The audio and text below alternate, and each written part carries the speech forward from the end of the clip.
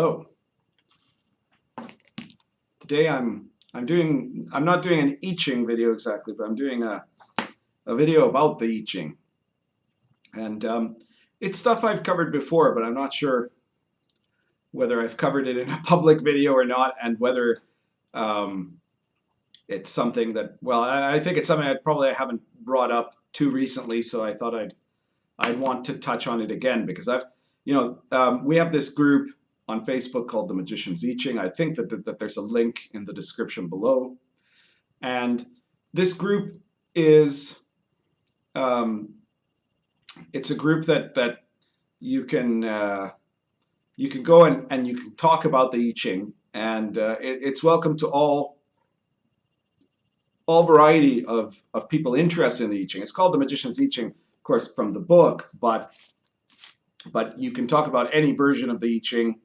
You can ask questions, and you could be a raw beginner, or you could be someone who's been doing the I Ching for decades, and you can have some of the conversations are going to be really basic questions for people who are just starting out with the I Ching, and then you can have questions that are much more advanced. Now, we're getting close to 3,000 members on that group as of the time that I'm filming this, and it seems to me that I've noticed that there's a lot of people in this group that and that I've seen in general, with not just the I Ching but all kinds of divination, that don't really approach the subject of divination and of sophisticated divinations that come from esoteric traditions like the I Ching does in a way that is going to give them the fullness of the experience of learning, because they look at it first and foremost, obviously, as fortune telling. And this is fine, but you're always going to have a limited perspective of what the value of the I Ching as fortune telling is, if that's the place where you stop as far as your learning of the subject goes. So it's not, even if the primary thing about the I Ching for you is its value as a fortune-telling tool, you still want to have a broader way of comprehensively studying the I Ching than just looking at it as a question and answer machine, right? So what I mean is, I've seen a lot of people who use the I Ching, and some of these people have never even actually read the I Ching. Right? What I mean is that they own the book, they've paged through the book, and then when they're going to do an I Ching casting, they will toss the coins or use the yarrow stocks. Usually they're tossing the coins, because that seems to them to be the easier way of doing it, even though I've pointed out before that I think the yarrow stock method is much better. And then they'll generate a hexagram, and they'll look it up. They'll look up that specific hexagram in the book. They'll look up those specific lines in the book, and they'll just keep doing this, right? So the stuff that they'll end up reading are only the hexagrams and lines that they've gotten, which is sort of, you can see this in other areas too, like people who use the tarot, and I've done a whole completed playlist where I talk about the tarot and its esoteric elements. That they will draw some tarot cards and then look up in the little book what that means, right? This is kind of the equivalent. With the I Ching, this is, this can still work. It can still be useful in some ways, but you're really limiting the perspective of what you're getting out of it.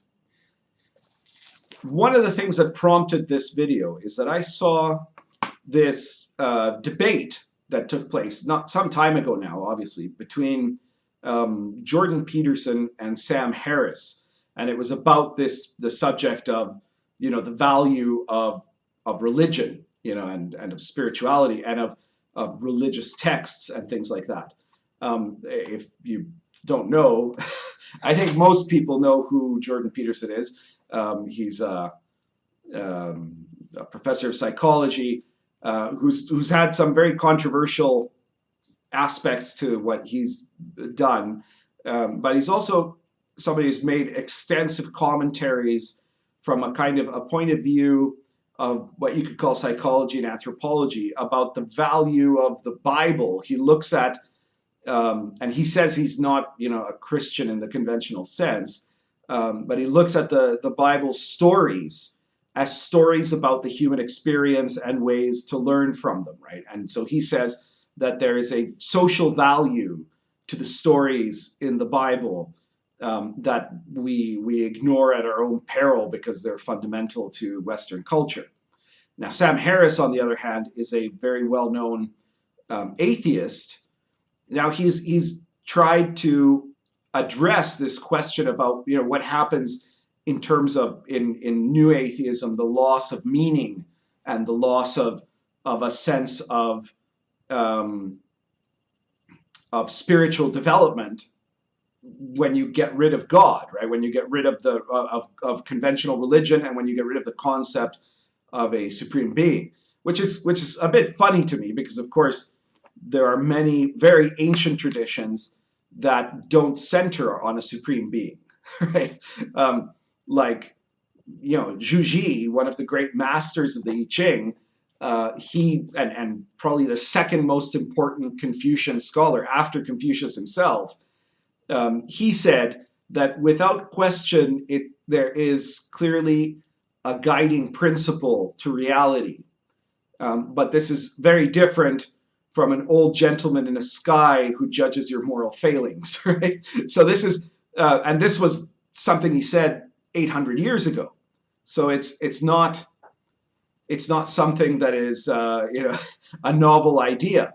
And the I Ching itself doesn't fundamentally depend on belief in a supreme being in the sense of a Judeo-Christian style God.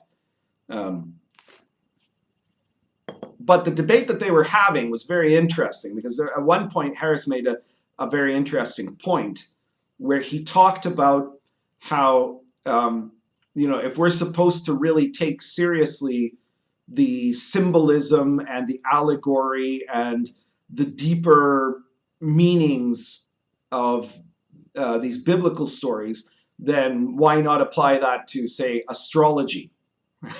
And Peterson gave a response that wasn't, I don't think was a really great response, because what he probably should have said, and I think he didn't, because of course this was kind of a rhetorical trap, because most people think of astrology as the thing in the back of the newspaper that tells you how you're going to do today based on your sun sign, which is just nonsense, right?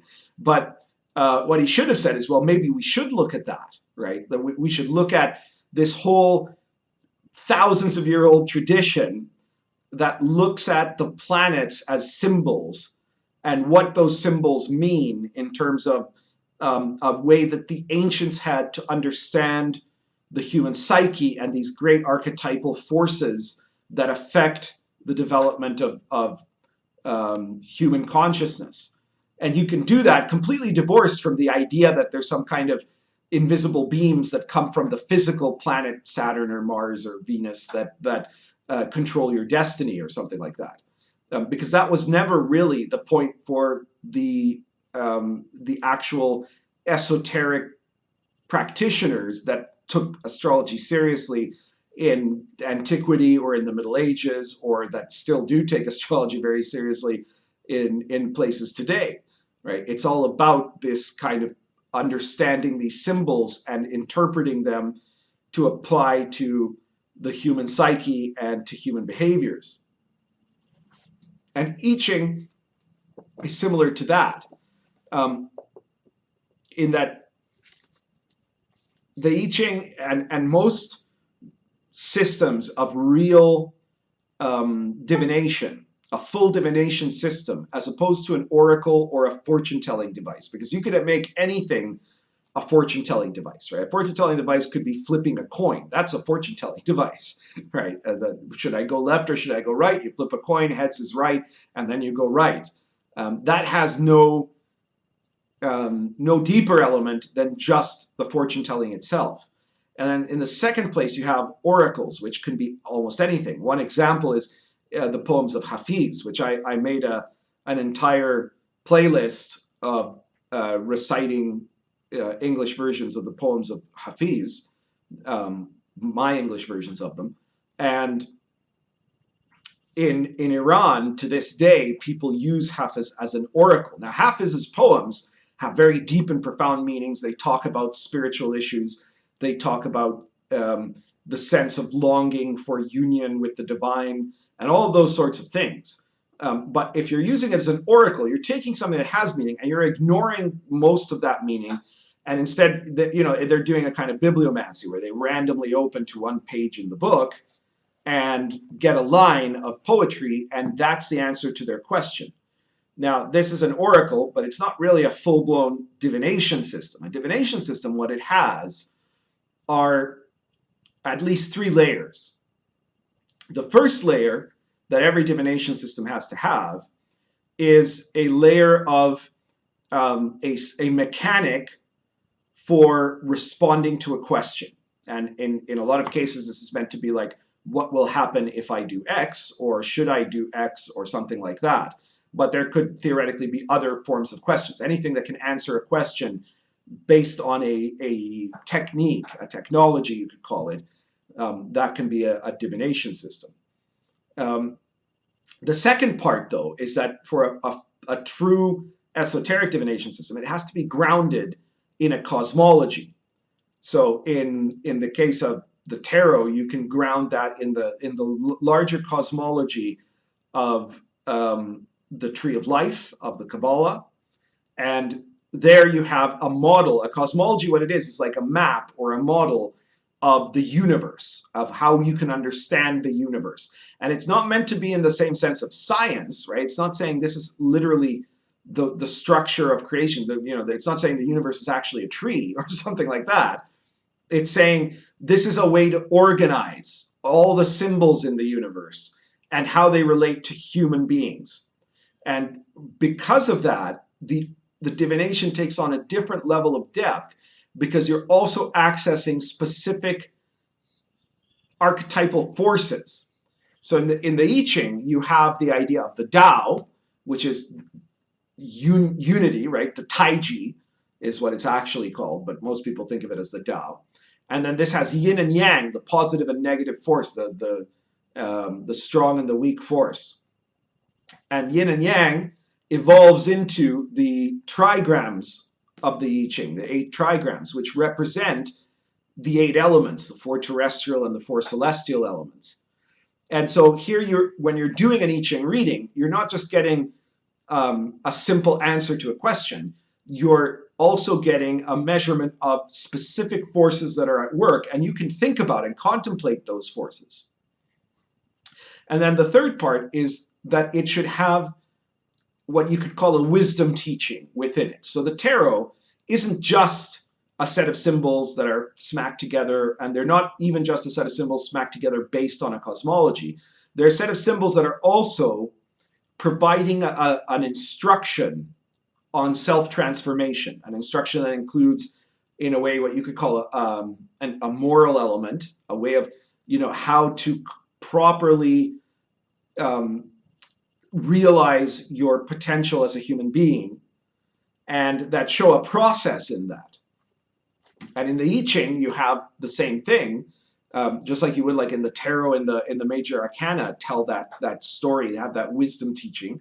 In the I Ching, you have a wisdom teaching that corresponds to the King Wen sequence, like that's the order of the hexagrams, and that corresponds to the individual hexagrams. When you get a hexagram, what it is that they represent in terms of these forces, and then what that says to the question of how you should behave. Because it doesn't just say, what is the answer to this question? It says, what should be the way that you manifest the superior individual in any situation? Because one of the key teachings of the I Ching is that in any moment, you can be choosing to either manifest the superior individual within yourself or the inferior person of yourself. You could choose to be the best version of yourself, or the less better version of yourself. Now this also means most of these systems are things that develop and evolve over time into this full level of sophistication.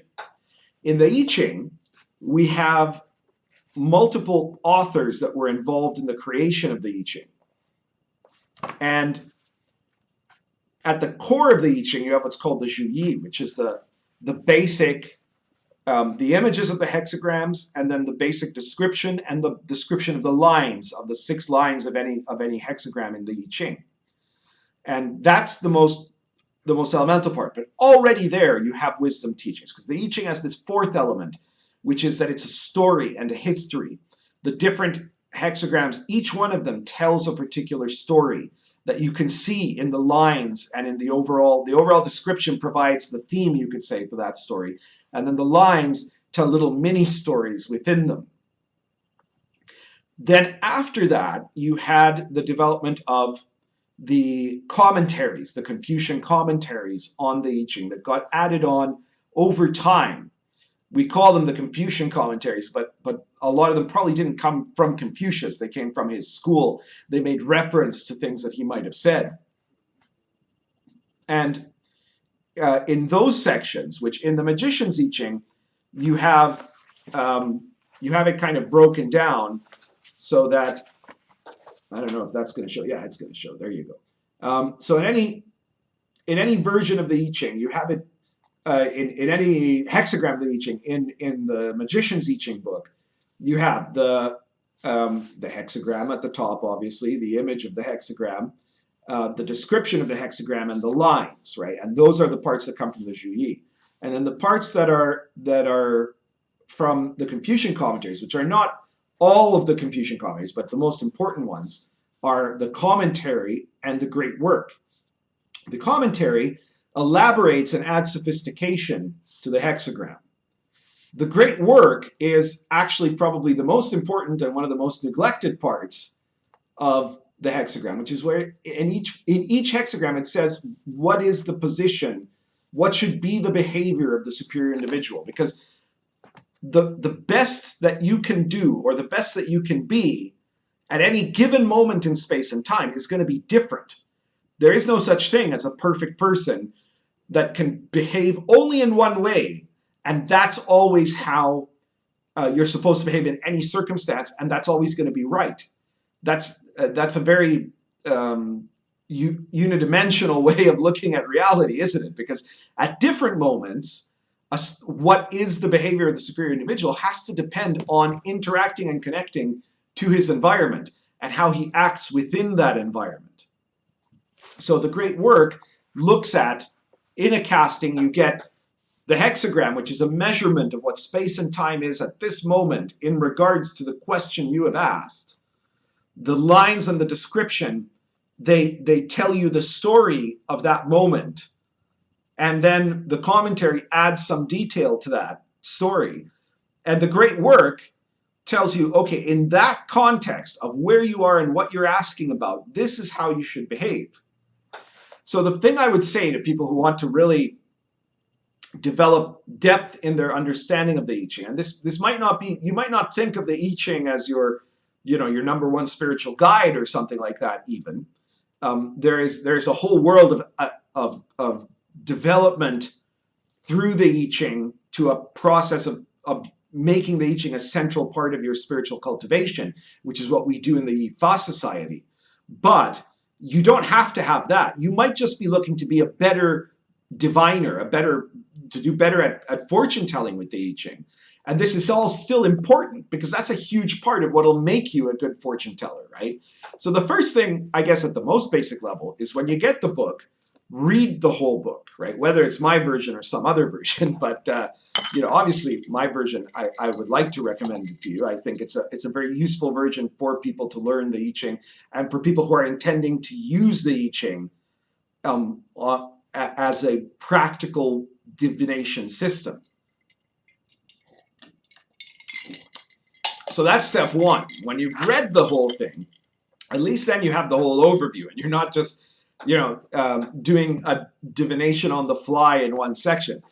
I tell people that I'm only going to sign their books, because some people have brought their books to me and asked me to sign them, is if the book looks like it's actually really been used. Now, I made this book, right? I wrote this book, and look at the condition that it has, right? This is a book that has been very carefully referenced, and there are notes and all that sort of thing. And that's the sort of thing you should be doing if you want to really seriously study the I Ching. So the second thing is start to look at the I Ching through those different layers. So in the first step, look at it in terms of what it's saying about divination in any given hexagram. In the second layer, look at it as a question of cosmology, right? What are the forces at play in that hexagram? What do they connect to? How do they relate to the other hexagrams? So, and at a minimum in a casting, you'll tend to get 2 hexagrams. Sometimes you only get 1, but if there's any changing lines, you're looking at the hexagram, the changing lines, and the hexagram it turns into. And so you're looking at 4 different sets of trigrams, right? So you have to look into what are the trigrams, how do they work, as those elements, and what do those elements deal with? What are their themes? What are their archetypes? What are they about? You don't have to do this all at once, right? You could do this over time, but it's important to do this, right? And then the next part is to look at the I Ching as a wisdom text, right? In the I Ching, and part of the reason why the I Ching is the oldest divination system really in the world, as far as we know, and it's the one that has been a book in continual use for the last 3,000 years. Part of why it's valuable enough that you could say that about it is because there's all kinds of lessons in there. It's not just about telling the future or something like that, or answering a question. It's about looking at these lessons about how a person can act. The central part of that is the part that in my book I call the great work, where you look at how is the superior individual, how is someone supposed to manifest themselves as a superior individual in different circumstances. But you also want to look at the line meanings, like what are their, don't look at them just as the answer to a question or an oracle of something that could happen, but ask, like, what is the story behind that in terms of what is it teaching you about human behavior? And when you start doing all of that, you're going to find, even if what you want really is just to use the I Ching for fortune telling purposes, that you're going to become much better at understanding an I Ching casting and of applying that I Ching casting than you otherwise would have been. I guess that's it for today. And if you like this video, please feel free to subscribe and share the video wherever you want. If you're just discovering this channel, check out the other playlists as well. And in particular, check out all of the Yifa Society playlists. And if you are looking for a system of spiritual cultivation, for a curriculum of spiritual cultivation that you can work on to engage in your own self-transformation, not just fortune telling, but we're now talking about spiritual development and transformation to manifest that superior individual within yourself, then take a look at the Yifa Society and consider getting in touch about applying to it. Finally, be sure to check out the, there's a link below, I think, for the Yifa newsletter, which is free, right? You can sign up to it. And if you sign up for it, when you get the email, the sign up email, there will be a link in that email to a PDF copy of The Path and the Power, which is my version and commentary of the Tao Te Ching, which, if you're looking at the I Ching, the Tao Te Ching is an excellent complement. So you'll get a free PDF of that book if you join the Yifa Society newsletter. That's everything for today. Thank you very much.